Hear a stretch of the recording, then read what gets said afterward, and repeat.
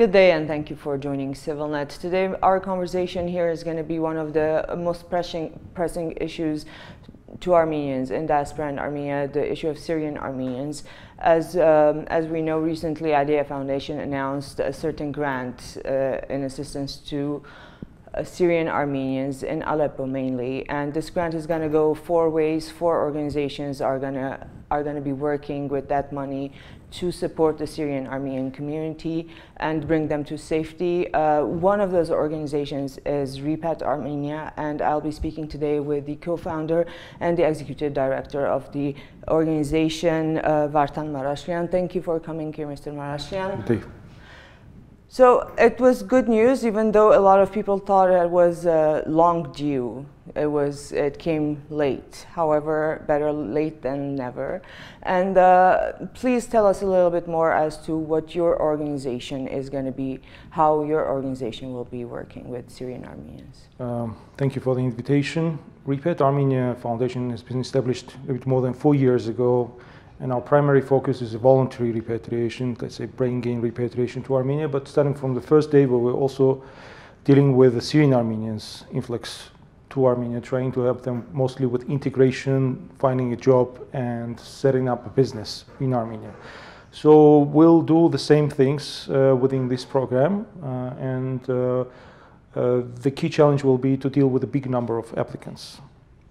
Are you expecting a certain number of applicants at this point? And another question, are there people on the ground in Syria or Aleppo, or how's the communication done? I think what IDEA Foundation has developed is a pretty interesting concept because it has a holistic approach. So there are 4 organizations. Every one of us is supposed to focus on a specific issue. For Syrian Armenians in Syria, there's AGPU, assisting people in Aleppo and those who would like to relocate internally within the country. Then there's a Mission Armenia, which is supposed to help those who will be short-term in Lebanon, planning to leave for Armenia or maybe other country, and also a certain part of integration in Armenia. Aleppo NGO is primarily focusing on bringing people from Aleppo to Armenia. It's actually covering travel costs and seeing and following all over the route and helping with the subsidized loan with subsidy for renting a flat over here. And our task is the final one, is actually helping people to get a job or set up a business and integration and solving all different types of soft landing issues. So given the experience you already have, what challenges are you expecting? What are the main challenges with integration with the Syrian Armenian community? Actually, moving to Armenia is not an easy thing to do. It's the possibility to get integrated, to be successful, much higher if you are getting prepared for the move. In this case, we have a forced move situation. People are coming with a difficult psychological situation, with family challenges, financial constraints. Also, many of them have an absolutely different economic, professional background, or it's quite often that we need to change their profession to find a different work alternative, find an alternative job, so that they can start working and living in Armenia. It's pretty challenging because they are all coming with different mindset. Many of them are used to live in a kind of ghetto type of community, and they are a little bit slow in the way they accept the reality in Armenia and readiness to change. So these are kind of the major challenges.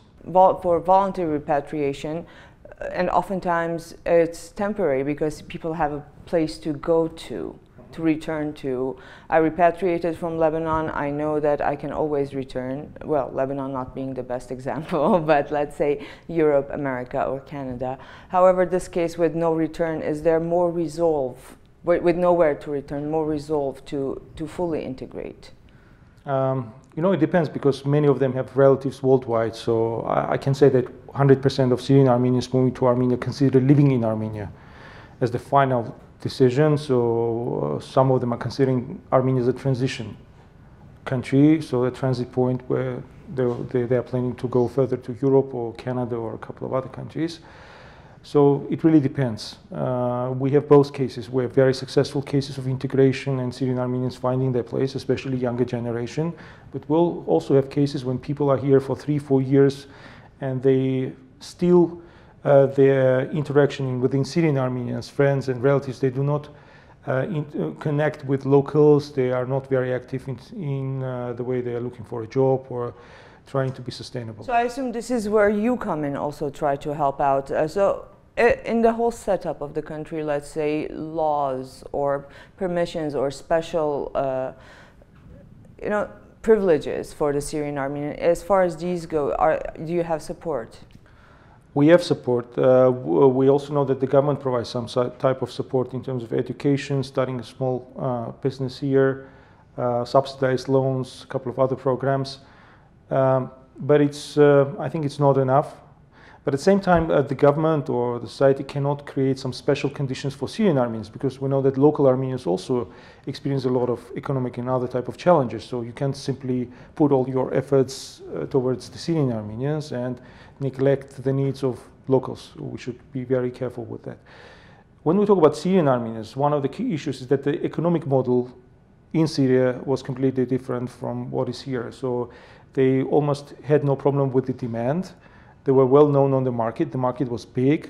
Usually it was a family where only one person was working, and the wife wasn't working, the kids, he was keeping the family.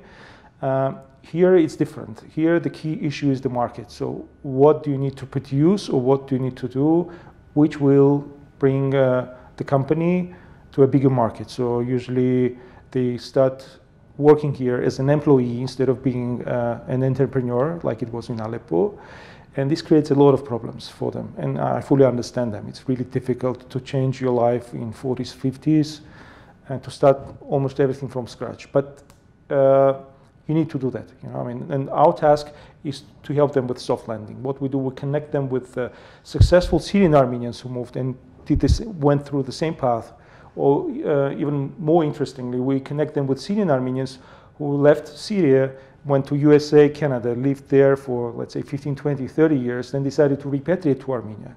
We connect them with Russian Armenians and locals as well, and trying to help them in integration. So what are the markets? I know other than the food industry, which just the couple of places that have been really positive for Yerevan as an alternative Mediterranean cuisine, and they're really good. Other than that, are there any niche markets that the Syrian Armenians can help improve? Sure. I think hospitality sector in general is somewhere where there's a great need for specialists. Though in many cases we are dealing with, low wages. This is one of the key issues of Armenia. It's not so much unemployment as low wages.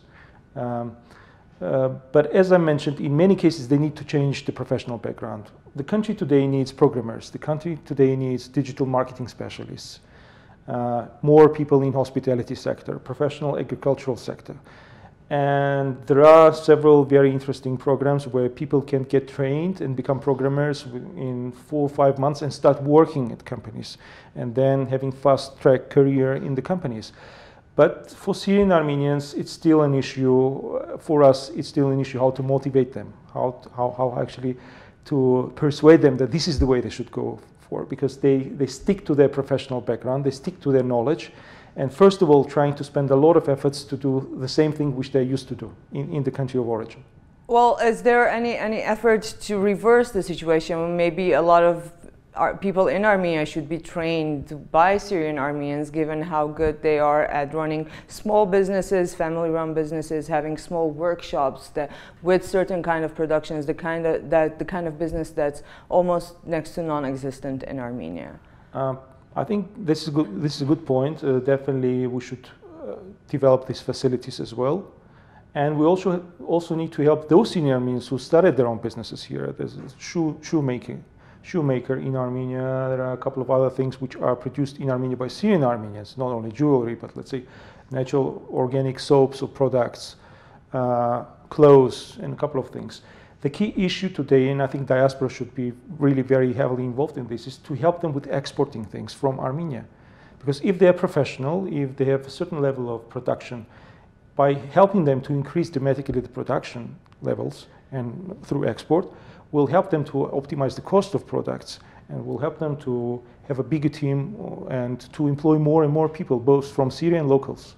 Mr. Marashlian, what's the average age of the Syrian Armenian coming to Armenia? Is it more the older generation who choose to come here because they don't want to integrate in a more extremely foreign environment? Younger guys go outside, their parents come here. Is there such a balance or an average age that you're aware of? Also the numbers, if you have any numbers. So far we had approximately 500 applications per year, 40% from Syria, 15% USA, 12% Lebanon, 12% Russia, and the rest countries smaller percentage.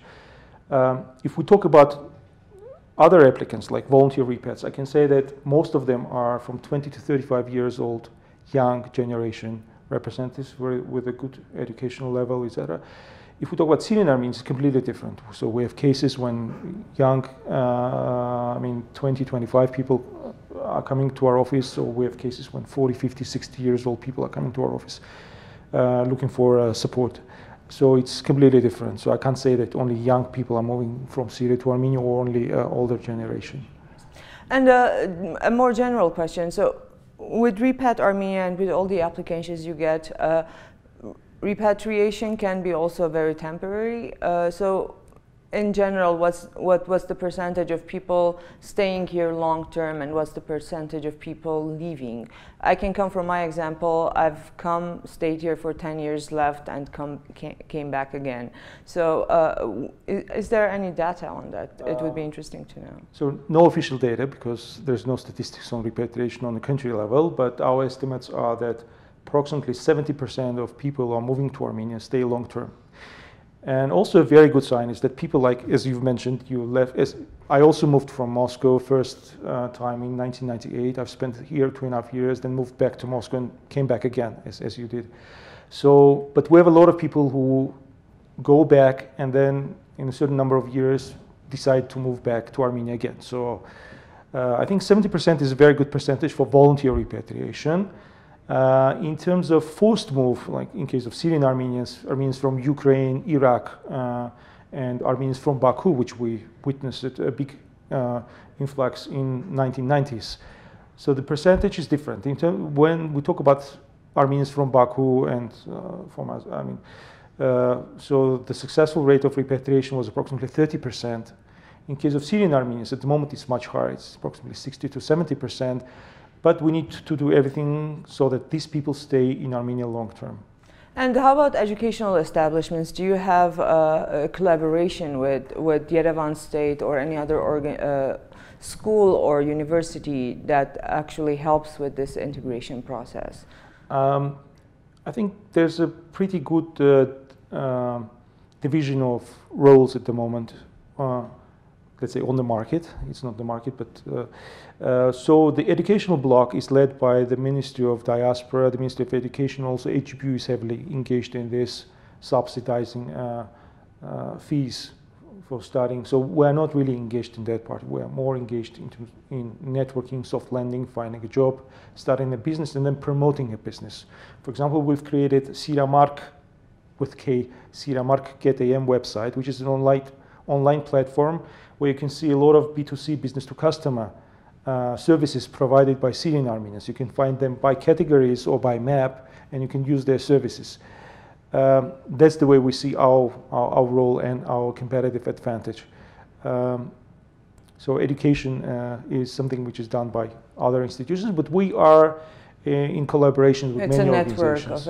And is there someone taking care of the psychological aspect of this? They're traumatized, they're coming from war, and in order to be comfortable in any country, not particularly Armenia, they would need to be made to feel safe or deal with the trauma. Is there any organization dealing with that? It's a very good point. I think certain organizations are doing that part of work, but a lot of things should be done. Yet, we still have a lot of things to do. In our office, we spend at least half an hour or an hour with any applicant who comes to our office, and I can say that partially this is also psychological work. It's trying to bring examples, it's trying to connect with people who went through the same path. It's trying to make people more optimistic, and it's not so easy, but I think it's, I'm very grateful to my staff. And by the way, in our staff we have Syrian Armenians working as an Syrian Armenian working as an integrations manager, and a colleague from Canada, she moved, and a colleague from USA. So we're trying to create this atmosphere where people would feel safe and would feel that there are people and organizations who care about them. And I'm asking you because, I mean, I'm conversing with you. So after the 250,000 is spent, is there a continuation? Because that money spread 4 ways is not much of a financial support. I mean, it is something to start with. However, to complete the mission, that would hardly be enough. 250,000 is actually contribution from Idea Foundation, and they are now planning to start a fundraising campaign. So that's their part, their participation in the process. I'm sure that this will become a long-term project.